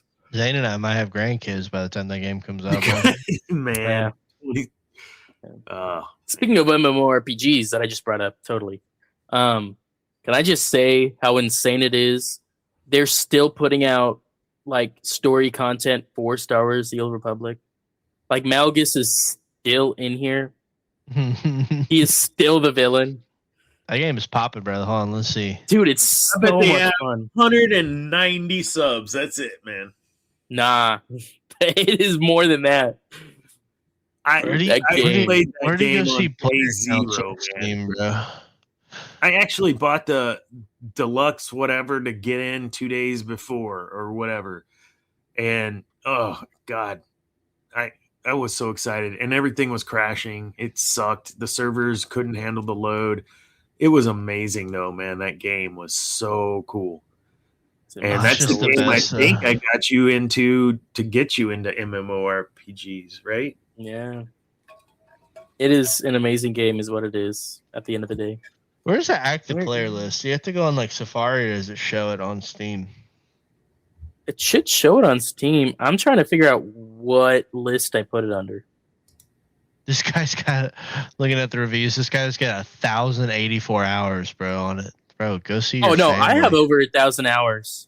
I only have 36 hours on Steam because that's when I saw it was on Steam. This guy has 3,300 hours, bro.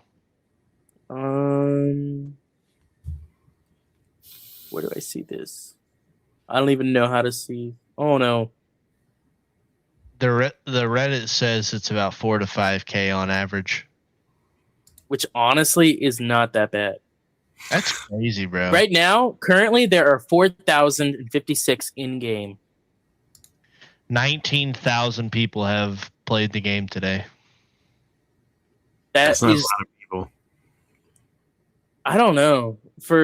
They're putting in this same-ish quality that they did back then. That's not bad. I think it's a game this old. Of life. I don't know. It got that second. It was near end of life before they redid everything.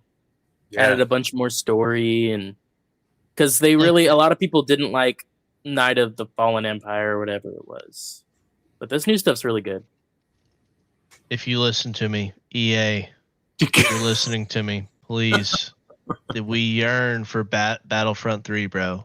We yearn for it. Please give it to us. We want it. We need it. Please. Thank you.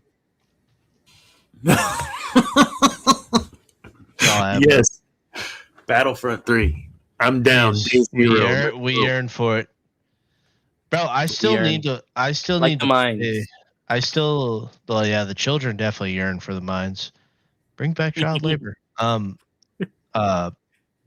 We definitely I still need to play. There's like, I guess, another story after the Battlefront 2 that came with like the Celebration Edition or whatever. I still need to play that. I've heard it's pretty good. It's really good. Like isn't that part 2 of Iden? Yeah. Yeah, I got both those. It's fun. I never played that one, so the story in those games were good, or in that game was good. I played the main story. That was pretty much it. So they did Luke right. They did do Luke right. I mean, yeah. All of it's pretty sick. Minus the microtransactions at the start. That was kind of unfortunate, but like, yeah, that was. Couldn't help. And now there's no microtransactions. Nope. What if I wanted to buy a skin? Too bad.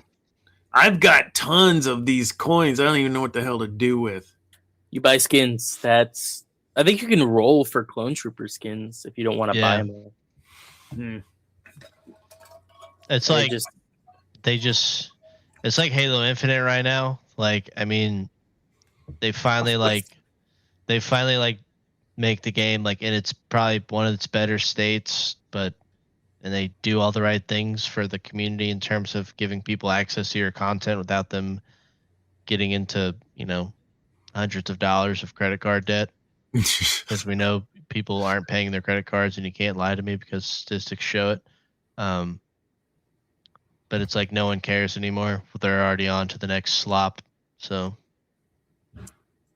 like Super Smash Brothers Ultimate, it's in the best state it is now. No, it's in the best. It's in the best state right now, but they stopped updating.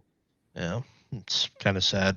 We've been picking up Halo a lot recently, and it just makes me really sad. Like Legacy Movement with Infinite graphics, super fun, but just no one's on it. You get to swap the Spartan coins for in-game, customizations, and there's a store for it, but just no one's on it, bro. And the customizations in that game after the first year or two, because I was a beta tester, I was a day one player.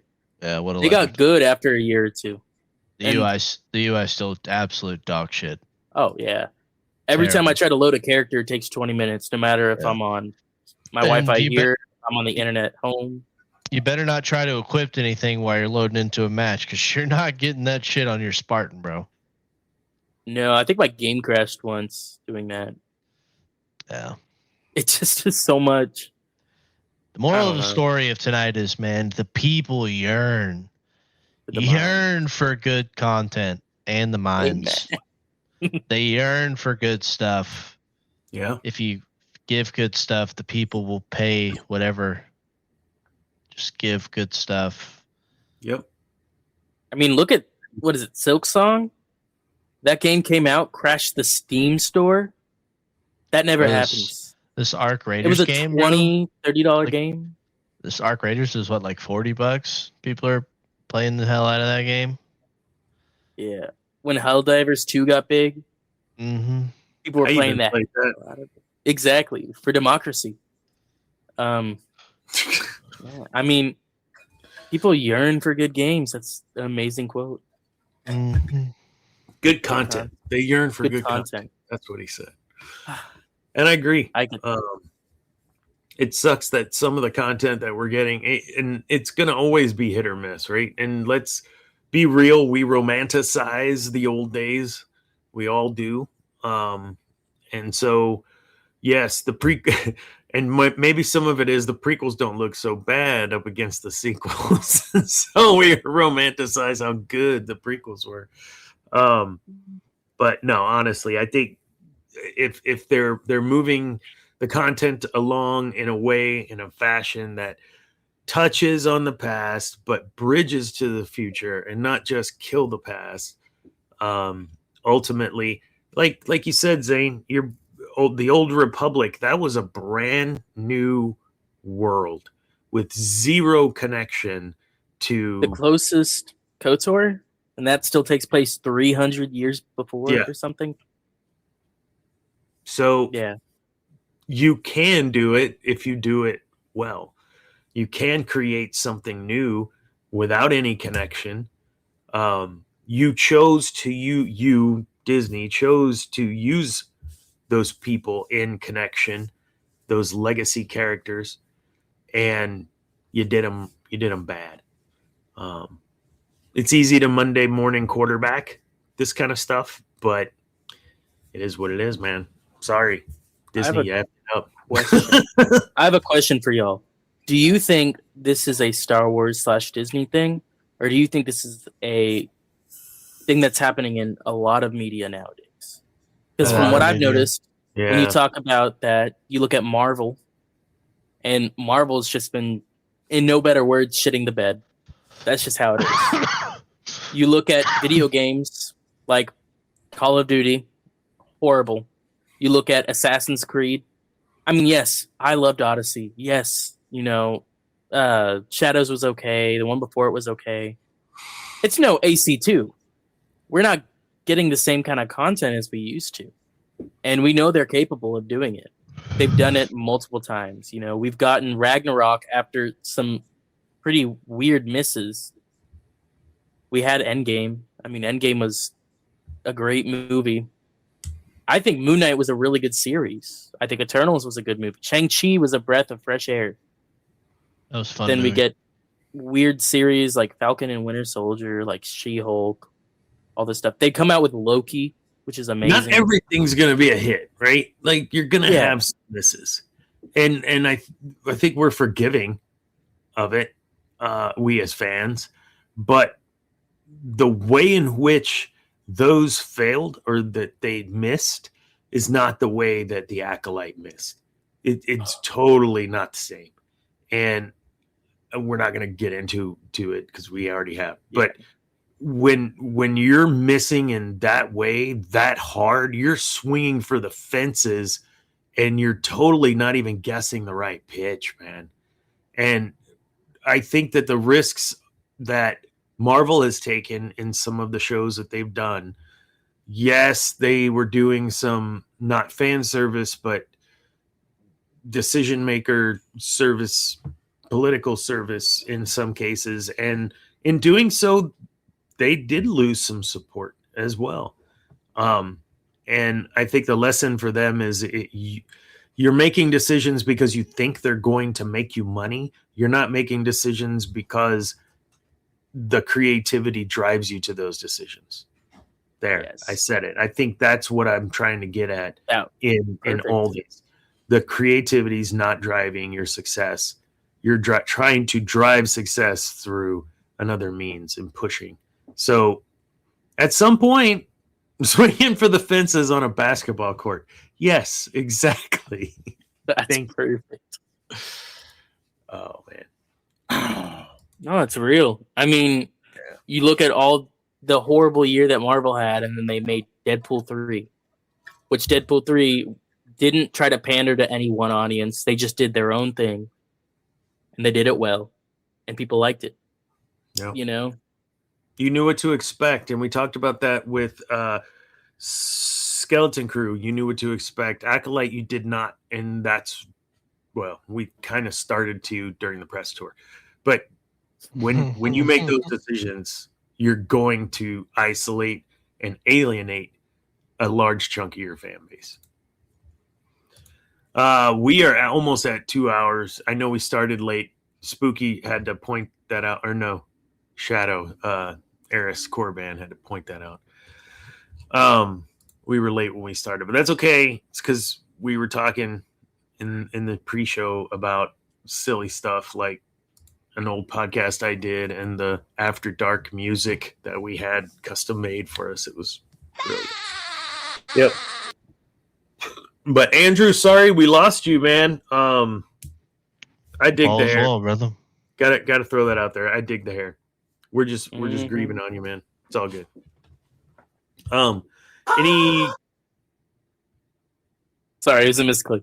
Jeez. What do you got going on? You said you practiced a shit ton last week. You got a show coming up? Yeah. Well, this weekend, this Saturday, we're playing at Happy Cow down in New Braunfels, Texas. We're calling it a live practice, but honestly, y'all come out because we're not expecting that many people. We're opening up for a guy called Cole Stevens. It's a completely different vibe, but we're running our full set with transitions, with everything. We're trying to make this as awesome as possible of a set for us personally. So, if you want to see our full hour-long set, there it is. If you can't make it, I think it's February 7th. I'm doing a quick check right here. I think it's February 7th. We are in Austin, Texas at Sagebrush. We're opening up for a guy called Colton Moore. Gonna be a lot of fun time. It'll be a quick 45-minute set from us, but I mean, it'll be really hammered down. You're gonna have a lot of fun. I can guarantee it. To guarantee your money back, just let me know. because no cover. It's gonna have to come out of my pocket. Okay. But yeah, that's Thanks, it. Yeah. Mm-hmm. And for those who don't know, we is Thomas Babiak. Yes, Thomas Babiak. Look him up on Spotify, Instagram. I mean, I don't know why you would. Down there? No, he's not. But if you want to see, I think I have him tagged in my thing. You just follow my Insta to see anywhere I'm at. Yeah. Just quick promo. Yeah, just look at that at Zane_Martin_. I don't think it's my thing. I think it's Zane_Martin_music now. So that was there for so long. But yeah, a lot of fun. All right, you're gonna enjoy it. Drum your arms off. Oh, I do. Cam, you got anything coming up, man? No, man, nothing. Did you get to golf this weekend? No, we just went to the movies and kind of chill weekend. Been pretty hectic, so just been kind of chilling. Awesome. It's cold too, man. If it's under 60, I'm not going to play. Saying it's windy, I'm good. Oh yeah, that wind. I'm good. The wind's fine so long as it's always going right to left for me. Yeah. Always needs to go right to left for me. I mean, I wanted to get up and practice on Sunday, but I just didn't. I kind of slept in, so I'll probably go try to play this weekend or something. Awesome. All right. That's it for our show for tonight. Thank you for tuning in. Yeah, man, we hit 16 simultaneous viewers. We thank you all for watching. Be sure to subscribe. Be sure to like. Hit that.